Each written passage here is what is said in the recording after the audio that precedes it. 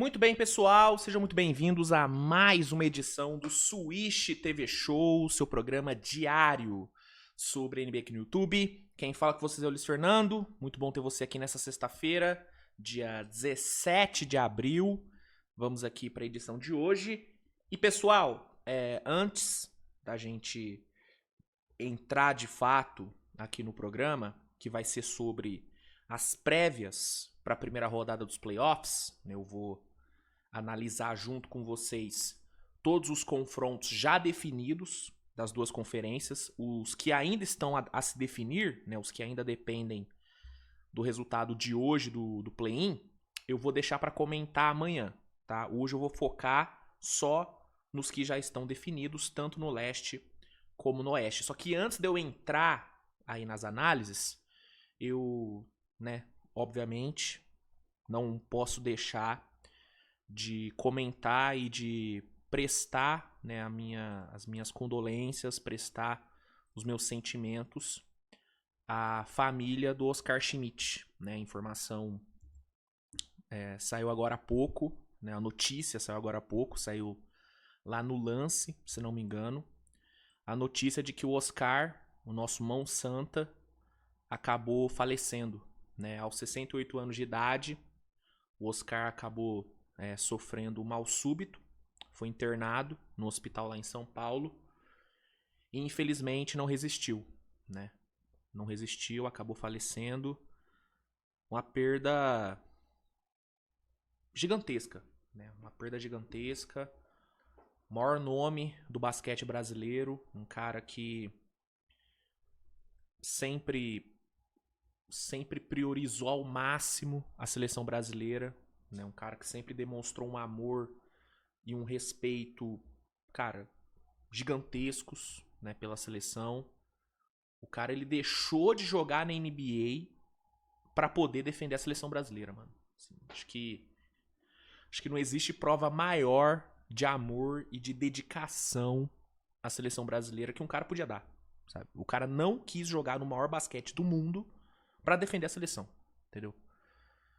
Isso é muito forte, né? Um cara que até pouco tempo atrás era o maior cestinha da história do esporte, né? Foi ultrapassado pelo LeBron.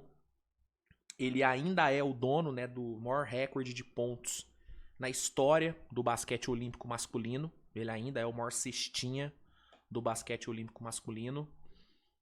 Cara que enfileirou, né, conquistas na carreira por clubes, também, né, teve conquistas importantíssimas com a seleção brasileira. Um cara gigante, né? Um cara gigante, não só pro basquete, mas pro esporte brasileiro, né? Eu acho que qualquer lista que for feita sobre os maiores atletas da história do país, o Oscar Schmidt vai estar nessa lista. Em qualquer lista, sabe? É um cara enorme, assim, uma representatividade enorme no mundo, um cara que levou o nosso basquete pro mundo e infelizmente nos deixa, né? Eu não tive a honra de conhecer o Oscar, não tive o prazer de conhecer o Oscar, mas eu já conheci muitas pessoas que tiveram essa honra e todas sempre falaram a mesma coisa. Coração enorme, cara gentil, engraçado. Então, não perdemos só um puta atleta, um cara gigante no âmbito esportivo, a gente perdeu uma grande pessoa, né? Então, desejo aos familiares, né, força, né? Desejo, né, todos os meus sentimentos a todos os familiares. E que descanse em paz, né? E que descanse em paz. Enfim, uma perda gigante. Uma perda gigante, uma notícia muito triste nessa sexta-feira, né? Muito triste. Mas bom, fica aqui os meus sentimentos, fica aqui o registro. Descanse em paz, mão santa. Espero que, né, você consiga continuar abençoando o nosso basquete, que viu uma fase tão boa, né, cara? Né? Com o Gui Santos aí, em ascensão. Tomara que o Mão Santa siga, né, olhando, né, olhando pro nosso basquete, pro nosso esporte e é isso, né? Meus sentimentos é a família e Descansa em paz. Descansa em paz, mão santa, né? Bom, notícia péssima, né, cara? Nossa, do nada, né, bicho? Tipo, do absoluto nada vem essa notícia, sabe? Muito, muito triste, né, bicho? Mas enfim, fica aqui o registro. E vamos lá, né? Vamos pra edição de hoje. Como eu disse, vamos falar sobre os duelos dos playoffs. Falar sobre as séries já definidas. Palpitar, né? Vocês sabem que eu não fico em cima do muro. Então bora aqui para as análises e palpites para os duelos da primeira rodada dos playoffs da NBA, que começam amanhã, né? Já começa nesse final de semana, tá? Antes, não se esqueça de deixar o like, se inscrever no canal, que é importante, ativar as notificações. Pessoal aí que tá querendo fazer uma comprinha, vai lá na Centauro e usa o cupom SWISH10, né? Porque utilizando o cupom SWISH10, você garante um desconto de 10% em produtos vendidos e entregues pela Centauro. Então, fica aí a dica. Mamãe Centauro sempre estará lá para te ajudar e usando o cupom SWISH10, você consegue melhorar ainda mais o desconto. Então vai lá e vambora, né, gente? Roda a vinheta e aí na volta já começamos a falar sobre os duelos da primeira rodada dos playoffs da NBA. Bora! Vamos lá, pessoal. Deixa eu botar aqui na tela. Deixa eu botar aqui o bracket dos playoffs. Vamos lá, gente. Tá aqui, né, o bracket, a árvore, né, dos playoffs, o chaveamento dos playoffs, né? Aqui no meu lado, aqui na esquerda, na sua esquerda, temos os duelos do Oeste e na sua direita temos os duelos do Leste. Vamos começar com o Oeste. Vamos começar com o Oeste, aí depois a gente finaliza com os duelos do Leste. A gente tem aqui, né, o OKC esperando a definição de Warriors e Suns. Quem vencer aqui encara o OKC na primeira rodada. Como eu falei, né, eu não vou comentar sobre as séries que ainda não foram definidas. Vou deixar para comentar amanhã. Mas só dando uma breve passada, independente de quem cair, para mim o OKC é favorito, bem favorito contra qualquer um dos dois, né? O Suns tem uma boa defesa, tem um ataque organizado, né? Um time bem coletivo, mas eu não vejo tendo força para estender essa série para mais de 5 jogos. E o Warriors segue a mesma linha. O Warriors tem um diferencial que é o fator Stephen Curry, né? Então, diferente de muita gente que diz que se o Warriors cair com o Thunder vai ser varrido, eu não acho que vai ser varrido. Mas eu acho que dificilmente essa série iria para mais de 5 jogos. Eu acho que o Curry conseguiria vencer um jogo pro Warriors, mas eu duvido muito que passasse disso. Então, tanto o Suns como o Warriors, para mim, não são problemas para o OKC. Para mim, o OKC passa dos dois. E eu acho que meu palpite seria o mesmo para os dois. Seria 4-1, independente de quem passasse, né? Então, só fica aqui o registro. Indo agora para uma série já definida, Lakers e Houston. Né? Uma série que coloca frente a frente LeBron James e Kevin Durant, né? Os dois que já se enfrentaram algumas vezes, né, em playoffs, né? Desde a época do LeBron em Cleveland, em Miami também ele enfrentou o Durant quando o Durant estava lá em OKC, quando ele estava em Cleveland enfrentou o Durant no Warriors. Eu acho que o LeBron só não pegou o KD no playoff quando ele tava no Nets e contra o Phoenix, né?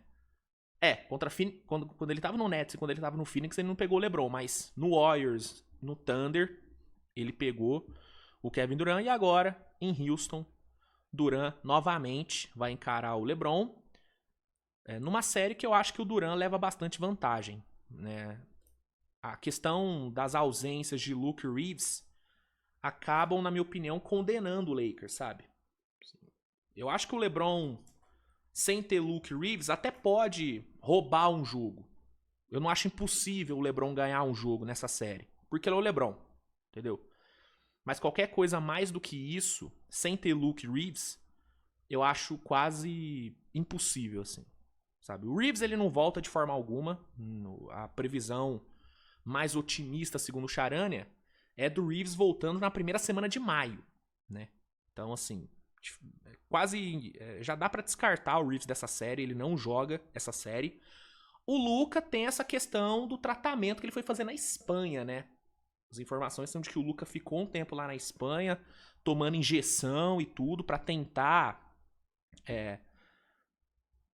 meio que dar uma acelerada na recuperação da lesão que ele sofreu. Uma lesão que é uma lesão muito séria, né? Uma lesão que, se não for bem cuidada, pode acabar acarretando em lesões mais graves, né? A gente tem como exemplo o Haliburton, né? Que teve também uma lesão na panturrilha, se forçou a jogar no jogo 7 das finais e acabou, né, tendo o rompimento do Aquiles. Então, assim, a grande questão pra mim é o quanto vale a pena o Luka arriscar uma lesão mais séria pra jogar uma série que, mesmo com ele, eu não acho que o Lakers venceria, sabe? Se fosse um Lakers com Luka, Reeves e LeBron todos saudáveis, 100%, eu até veria o Lakers podendo vencer. Até veria o Lakers podendo vencer. Agora, sem ter o Reeves ali pra dividir a armação com ele, cara, e ele não estando nem perto do 100%, porque se o Luka jogar, o Luka vai estar todo baleado, gente. Ele vai estar longe da forma ideal dele. Então, assim, eu particularmente não acho que vale a pena o Luka adiantar a volta dele. Porque, cara, é uma primeira rodada, sabe? O caso do Haliburton, dele ter se forçado a jogar, mesmo machucado, mesmo correndo o risco do rompimento de romper e tal, foi um risco muito grande, mas era um cenário, cara, de jogo 7 das finais, mano. Entendeu? Era um jogo pra ele ser campeão. Então dava pra entender ele se forçar a jogar. O mesmo caso quando o Kevin Durant, com uma lesão também na panturrilha, foi jogar ali contra o Toronto e estourou. Era final, né? Tanto o Warriors, quando o Durant se forçou, como o Pacers, quando o Haliburton se forçou a jogar, os dois tinham chances reais de título. No caso do Lakers, cara, assim, não tem chance do Lakers ser campeão. E a gente tá falando de uma primeira rodada contra Houston, entendeu? Um Houston completo. Claro, vai estar sem o Fred VanVleet, mas assim, já jogou sem o VanVleet a temporada inteira. É um Houston que vai ter Şengün, que vai ter Aman Thompson, que vai ter Tyrese, que vai ter Jabari, que vai ter Kevin Durant. Então, eu não consigo achar ok e achar válido ou achar que vale a pena o Luka se forçar, o Luka correr um risco de uma lesão mais grave pra jogar uma série dessa, que o Lakers não tem chance de ganhar. Não tem chance, sim. Ah, Luiz, você tá desrespeitando o Lakers. Cara, não é questão de desrespeitar time X ou Y, é questão de analisar o jogo. De analisar o confronto. Você realmente acha que um Luka baleado junto de um LeBron, sem ter um Reeves do lado, é capaz de vencer uma defesa física como a de Houston? Eu tenho várias questões com Houston, tá? Houston passa longe de ser um time que eu olhe e fale, pô, esse time pode ser campeão. Eu não vejo o Houston sendo campeão. Só que é inegável que Houston, nessas condições, é muito mais forte do que o Lakers. Especialmente na parte defensiva. Pô, o Luka baleado vai aguentar a pressão no ponto de ataque que Houston vai colocar em cima dele? Com o Aman Thompson, com o Tyrese, você acha que vai aguentar? O quanto ele vai aguentar? É muito complicado. É muito complicado, entendeu? Então, esse primeiro ponto sobre o Luka adiantar a volta dele, minha opinião, ela é imutável. Pra mim, não vale a pena. Não vale a pena. Dito isso, e imaginando que o Luka não volte, pelo menos pros primeiros 4 jogos, eu acho que no máximo essa série vai a 5, sabe? Eu consigo ver um mundo onde o Lakers, numa noite inspirada do LeBron, e numa noite, né, onde a defesa do Lakers, que melhorou bastante de março pra cá, isso tem que ser falado, eu consigo ver uma noite boa do LeBron e uma noite onde a defesa consegue pressionar bem ali no ponto de ataque, que consegue dobrar bem em cima do Durant, forçar turnover e tudo mais. Eu consigo ver uma noite dessa acontecendo e o Lakers ganhando um jogo. Provavelmente em casa. Provavelmente em casa. Agora, mais do que isso, cara, eu acho muito difícil. Eu acho muito difícil porque vai faltar consistência pra esse time do Lakers, mano. Vai faltar consistência. Numa noite, pode acontecer do LeBron vir para um 30-10, o Smart converter umas 5 bolas de 3 ali no corner, a defesa fazer um bom trabalho, forçar turnover no Durant e capitalizar bem na transição, como o time acabou fazendo, né, nesses últimos jogos contra Houston. A gente viu uma defesa do Lakers pressionando muito o Durant. Inclusive foi algo que a maioria dos times fizeram, né? Uma das táticas mais fáceis e mais utilizadas para vencer Houston era dobrar no Durant, né? Nessas últimas semanas, Houston até melhorou, né? Houston se tornou um time um pouco menos previsível no ataque. O time teve uma melhora, usando mais o Sengun ali no garrafão, acionando mais o Sengun e tudo. Mas durante toda a temporada, essa foi uma estratégia, né, muito utilizada pelos times contra Houston. Dobrar no Durant e forçar erros de passe, até porque o Durant, apesar dele ser um gênio, um craque, ele não é um grande passador. Então ele não é um cara que lida tão bem com blitz como o Luka lida, como o próprio LeBron lida, né? Então eu vejo numa noite o Lakers conseguindo executar bem um plano defensivo, forçando turnovers, e eu vejo um ataque com o LeBron metendo um 30-10, com o Smart matando as bolinhas, com o Ayton num surto de vontade, entregando um jogo ok. Eu consigo ver uma noite dessa acontecendo. Mais de uma, eu acho muito difícil. Então, pela falta de consistência e pela falta de peças, eu acho que o Lakers dificilmente consegue levar essa série para mais de 5 jogos. Houston, mesmo não sendo um time que eu bote muita confiança, é um time melhor. E que vem numa fase boa, né? A reta final de regular de Houston foi muito boa. E Houston tem alguns jogadores que o Lakers não vai ter resposta. Por exemplo, o que o Lakers vai fazer com o Sengun? O que vai fazer com o Sengun? Quem que vai marcar o Sengun? DeAndre Ayton? Pô, o Sengun vai jantar o DeAndre Ayton. Entendeu? Ah, não, vai botar o Jackson Reyes. Porra, irmão. Tadinho o Jackson Reyes. Entendeu? O Sengun, pra mim, ele tem tudo pra ser o melhor jogador dessa série. Tá? Tem tudo. E se ele conseguir ser o melhor jogador da série, não é impossível varrida. Tá? Não é impossível varrida. Eu apostaria mais no 4-1 por eu achar que o Lakers vai ter um desses jogos aí onde as coisas vão dar certo. Mas mais do que isso, eu sinceramente não vejo. Então, meu palpite para Lakers e Houston é Houston vencendo 4-1 e avançando para encarar, muito provavelmente, o Oklahoma City Thunder, tá? Denver e Minnesota. Essa aqui, para mim, em termos de entretenimento, é a melhor série dessa primeira rodada. Né? A gente tá falando sobre dois times que têm um grande histórico, né? São times que se enfrentaram, o quê? Umas 3 vezes nos últimos anos? Acho que foi isso, não foi? As 3 vezes nos últimos 3, 4 anos. Enfim, são times que estão acostumados a se enfrentar em playoffs. Minnesota leva uma certa vantagem, né, nesses duelos. Nessa temporada mesmo, os dois times protagonizaram alguns jogos absurdos, como, por exemplo, o jogo de Natal, que, na minha opinião, foi o melhor jogo do ano, né? E os dois, né, foram incríveis naquele jogo, prorrogação e tudo. Denver venceu por 142-138. Então existe aí uma rivalidade e tudo. A gente tem um Denver fechando a temporada regular com 12 vitórias seguidas, né, a maior sequência da história da franquia, né? Acho que foi a maior sequência de vitórias da história da franquia, pelo menos da história era Jokic, foi a maior sequência, né, de vitórias, né? Um Denver que ofensivamente foi fantástico, o melhor ataque da temporada, ao mesmo tempo que defensivamente o Denver foi muito ruim, né? O Denver terminou a temporada com a 21ª eficiência defensiva, né? Então a gente tem um Denver que é um time bem desequilibrado, né?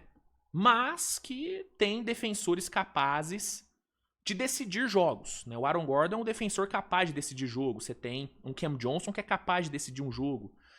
O Peyton Watson tem toda a questão da lesão e tudo. Inclusive, eu acho que ele não joga, né, no começo da série, né? Acho que ele não joga no começo da série. Mas tem Christian Brown também, enfim. Então, Denver tem alguns defensores-chave que, mesmo num contexto de defesa coletiva ruim, podem decidir, né, posses importantes. E ofensivamente, Denver é um espetáculo, né? Com o Nikola Jokic comandando junto do Jamal Murray.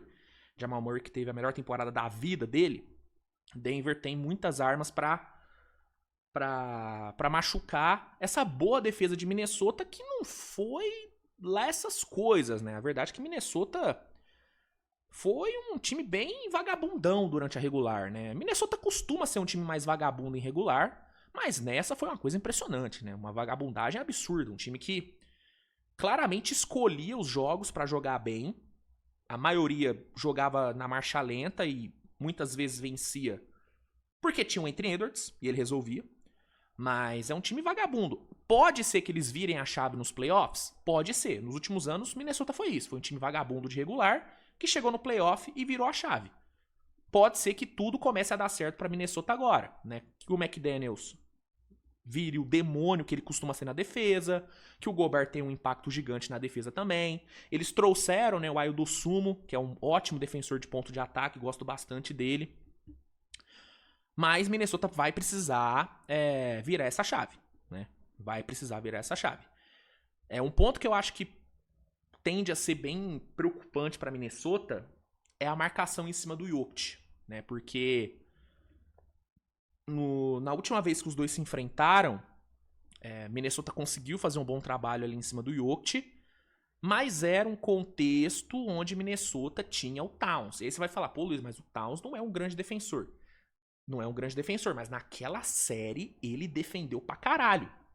A estratégia que Minnesota utilizou, ela foi muito boa por conta do Towns, porque qual que era a estratégia? A estratégia era botar o Towns pra dar o primeiro combate no Jokic, né, com ele ali na média e longa distância, né, com o Jokic fora do garrafão ou na média distância. O Towns era o primeiro a dar o primeiro combate. E o Gobert ficava na sobra. Ficava na sobra pra proteger o garrafão. Então, o Towns desgastava o Jokic. E quando o Jokic girava, ele encontrava um Gobert descansado e pronto pra contestar ou pra dar um toco. Pra essa série, o Minnesota não tem esse Towns.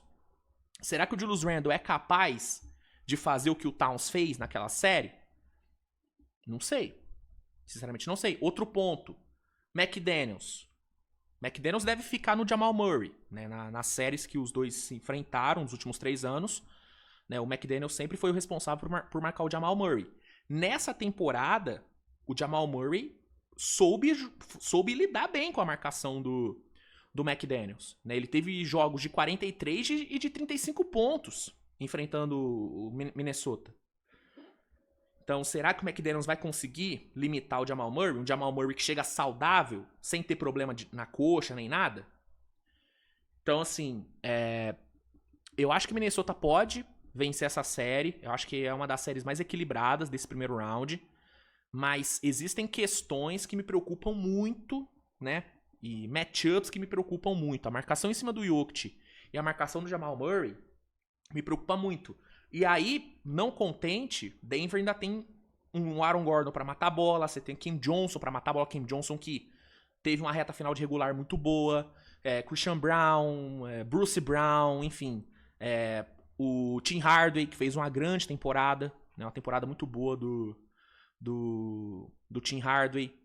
Então, cara, Julian Strouker também, Kent, Peyton Watson, né, quando ficar bem é outro cara capaz de matar a bola. Então, assim, eu acho que Denver leva aqui, né? Denver tem mando de quadro, o que é também importante. Então, meu palpite aqui é Denver, tá? Acho que Denver vence, mas eu iria de 6 jogos, tá? Eu acho que vai ser uma série relativamente longa. Eu acho que o Anthony Edwards tem capacidade de vencer, né, uns 2 jogos. Eu acho que a defesa de Minnesota pode fazer alguns jogos bons. Mas, no geral, eu acho que Denver leva vantagem e eu vou de Denver vencendo Minnesota em 6 jogos aqui, tá? A marcação em cima do Jokic é o que mais me preocupa aqui, mano. É o que mais me preocupa aqui. A defesa de Denver me preocupa também, tá? Como o Denver vai marcar o Anthony Edwards, como o Denver vai marcar o Julius Randle caso ele tenha uma série muito boa. Vamos lembrar que o Julius Randle, até a série contra o KC ano passado, vinha fazendo um playoff incrível, né? Incrível. Né? O McDaniels é um cara que ofensivamente melhorou bastante nessa temporada. Então a defesa de Denver me preocupa também. Mas me preocupa mais a questão da vagabundagem de Minnesota, se eles vão ser capazes de virar a chave e especialmente a marcação em cima do Jokic. Tá? Porque se deixar o Jokic na individual com o Gobert, o Jokic vai deitar pra cima do Gobert. Assim como ele deita pra cima de qualquer um, né? Então, são questões que me preocupam e que me fazem acreditar mais em Denver. Então aqui eu vou de Denver avançando e, na minha opinião, enfrentando o San Antonio, né? San Antonio contra o Blazers. O Blazers passou no play-in, né? Venceu o Phoenix Suns, vai encarar o San Antonio Seed 2. Apesar de todas as questões de falta de experiência de San Antonio e tudo mais, né? Que são questões que eu acho válidas, acho que é válido botar na discussão a falta de experiência do Spurs. A gente tá falando de um time que foi Seed 2, cara. A gente tá falando de um time que foi um dos melhores nos dois lados da quadra. A gente tá falando de um time que teve um candidato a MVP e um deploy unânime. Né? Um time que tem um conjunto muito forte. Né? A gente fala muito sobre o Embiid, mas, cara, Stephen Castle, Darren Fox são jogadores incríveis, cara, que fizeram grandes temporadas. Devin Vassell, enfim, Dylan Harper. Então, eu acho que o Blazers pode roubar um jogo, tá? Eu acho que o Blazers tem ferramentas defensivas suficientes pra gerar dificuldade pra San Antonio, tá? Eu não acho que vai ser uma série fácil pra San Antonio. Não. Acho que fisicamente vai ser uma série bem desgastante pro Spurs, porque o Blazers tem muito defensor bom, tem muito tamanho, tem muito físico, né? Você tem o Time Lord, você tem o Donovan Clingan, que eu acho que vai ser um matchup complicado pro Embiid, né? Pelo tamanho e pela força do Clingan. Acho que o Clingan tem tudo pra dar uma dificultada na vida do Embiid. Então você tem Drew Holiday, Toumani Camara, que são caras que o Thiago Splitter pode utilizar para marcar também o Embiid, porque uma coisa que os times fizeram muito contra o Embiid durante a temporada foi botar jogadores menores para pressionar o Embiid embaixo, né? Para pressionar o Embiid, para tentar um roubo de bola, para tentar um desvio, né? Vocês devem se lembrar dos jogos contra o OKC. O OKC fez isso direto, né? Seja usando o J-Dub, seja usando o Kayson Wallace, seja usando o Caruso. O próprio Suns fez isso, né? Nos jogos contra San Antonio, e vários outros times também fizeram. Então acho que o Thiago Splitter vai fazer isso também, né? O Holiday é um cara que tem como característica um bom trabalho defendendo o Bigs, né? Na época de Celtic, vocês devem se lembrar dele marcando o Joel Embiid, né? Marcando o próprio Jokic em alguns jogos. Então o Holiday, mesmo mais velho, é capaz de executar essa pressão em jogadores mais altos. O próprio Toumani Camara tem essa capacidade, além dele ser mais atlético e tudo. Então, pela quantidade, pelo arsenal de defensores que Portland tem, eu acho que eles podem sim gerar dificuldades para San Antonio. Vão fazer San Antonio suar.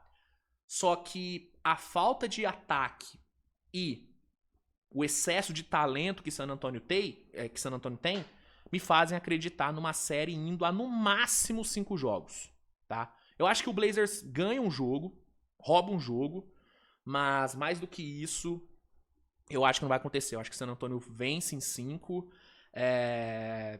Óbvio, o San Antonio vai ter algumas questões também. Além da questão da falta de experiência, tem essa questão dos defensores físicos de Portland que vão gerar dificuldade. Eu tô curioso para ver como que San Antonio vai lidar com o Deni Avdija, porque o Castle é um ótimo defensor, mas na questão de tamanho, o Avdija leva vantagem, né? E se o Avdija conseguir ser agressivo, né? Se ele não ter medo de infiltrar num garrafão que tem um Wembanyama, ele pode acabar sendo um problema, né? Mas ainda assim, eu acho que não é o suficiente para Portland vencer mais de um jogo, tá? Então eu vejo o San Antonio tendo uma dificuldade, mas no fim levando a série em 5 jogos, né? E aí a gente teria numa semifinal um duelo entre Oklahoma e Kevin Durant, né? Poético, né? E San Antonio contra Denver Nuggets, o Wembanyama contra Nikola Jokic. Seriam semifinais realmente maravilhosas, né? Então, minha análise, meus palpites para os duelos do Oeste são esses. Indo para o Leste, a gente tem Detroit Pistons esperando, né, a definição de Hornets e Magic. Para mim, em ambos os cenários, o Pistons passa, tá? Eu acho que contra Charlotte, o Pistons teria mais dificuldades pelo ataque de Charlotte, né? Acho que o ataque de Charlotte faria o Pistons suar. Faria o Pistons suar legal. Mas ainda assim eu veria o Pistons vencendo em talvez 6 jogos. O Magic eu não acho que o Pistons teria muita dificuldade não, cara. Até pelo jeito derrotado que o Magic vem jogando. Eu acho que se o Magic cair numa primeira rodada contra o Pistons, cara, com essa defesa física do Pistons agressiva, o Magic corre riscos reais de ser varrido. Então, eu acho que o Pistons é favorito contra os dois, mas um confronto contra a Charlotte, pelo ataque de Charlotte, pela empolgação que Charlotte tá, eu acho que seria um confronto que poderia ir a 6 jogos. Contra o Magic eu apostaria em varrida, sinceramente. Mas não vou me alongar, porque, como eu disse, meu foco são nas séries já definidas. E aí, indo para a primeira série já definida, Cleveland Cavaliers e Toronto Raptors, né? Dois times que têm um histórico, né? Dois times que já travaram belas batalhas na época que o LeBron estava em Cleveland. Batalhas que, na maioria, né? Acho que todas, né? Foram vencidas pelo Cleveland do LeBron, né? O famoso LeBronto, né? E agora, né, anos depois, eles voltam a se enfrentar numa primeira rodada, Toronto voltando para os playoffs. O Cleveland vai ter o mando de quadra. Eu acho que é uma série equilibrada, mano, mas o que me faz acreditar no Cavs é a falta de poder de fogo de Toronto, sabe? Toronto tem um ataque muito engasgado. É um ataque que tem peças interessantes, como o Brandon Ingram, que foi o melhor jogador ofensivo de Toronto na temporada. O Scottie Barnes é um ótimo jogador, né? O cara que consegue preencher todas as stats. Emmanuel Quickley, enfim. Mas é um ataque que é muito engessado, cara. É um ataque que não tem arremesso, é um dos piores times criando arremesso de 3 na liga. Então, a falta de poder de fogo de Toronto me faz acreditar em Cleveland. A defesa de Cleveland me preocupa, especialmente a defesa de perímetro, me preocupa bastante. Mas como o Raptors não é uma grande ameaça em bolas de 3, eu acho que mesmo com essas questões aí da defesa de perímetro, eu acho que Cleveland consegue lidar. E a defesa de garrafão de Cleveland é muito boa, né? Você tem Jarrett Allen, você tem Evan Mobley. Evan Mobley que é uma arma muito boa defendendo a média distância, né? Que é a região que o Brandon Ingram, por exemplo, mais gosta de atacar, né? Então eu acho que Cleveland, mesmo não tendo uma defesa de elite, inclusive bem longe disso, né? A defesa de Cleveland foi qualquer coisa nessa temporada, eu acho que pelo material humano que eles têm, eles são capazes de anular o ataque do Raptors, que já não é lá essas coisas. E ofensivamente eu vejo o Cavs tendo bastante armas, né? A defesa de Toronto é muito boa, né? É uma defesa muito boa que bota muita pressão no ponto de ataque, com Scottie Barnes, com R.J. Barrett, com Jamal Sheed, com Quickley.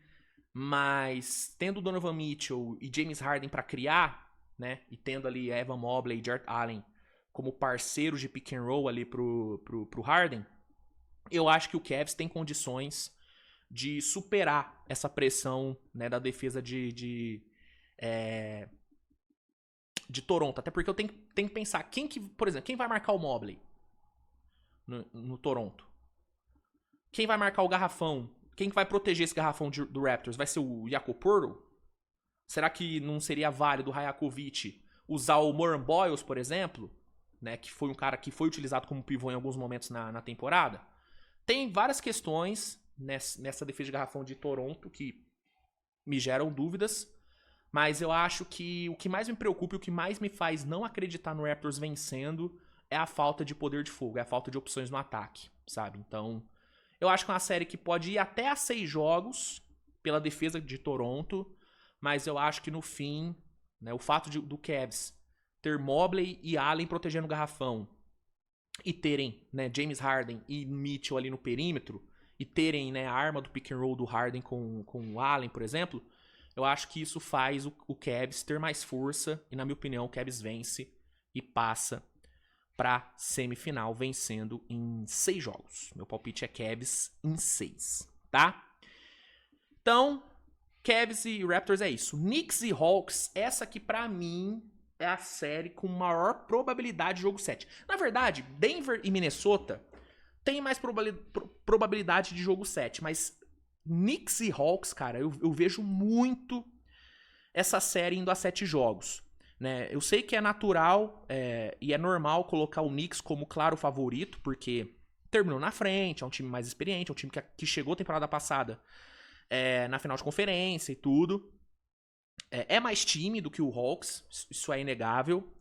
Mas, cara, eu vejo esse Hawks dando trabalho, sabe?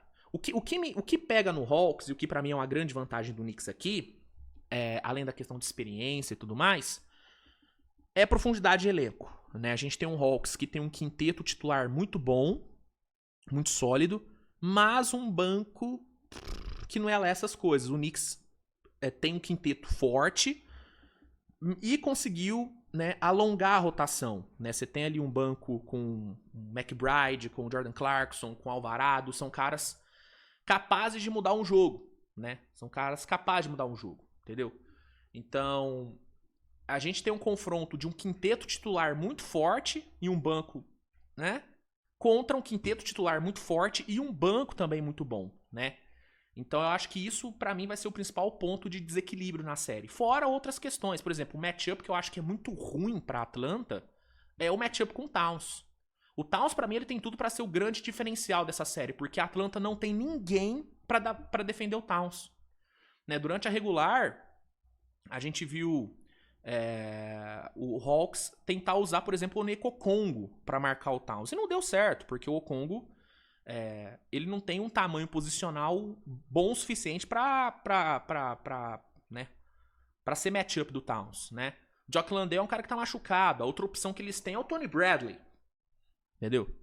Então, eu acho que a altura do Towns e do próprio Mitchell Robinson também vão ser fatores bem favoráveis pra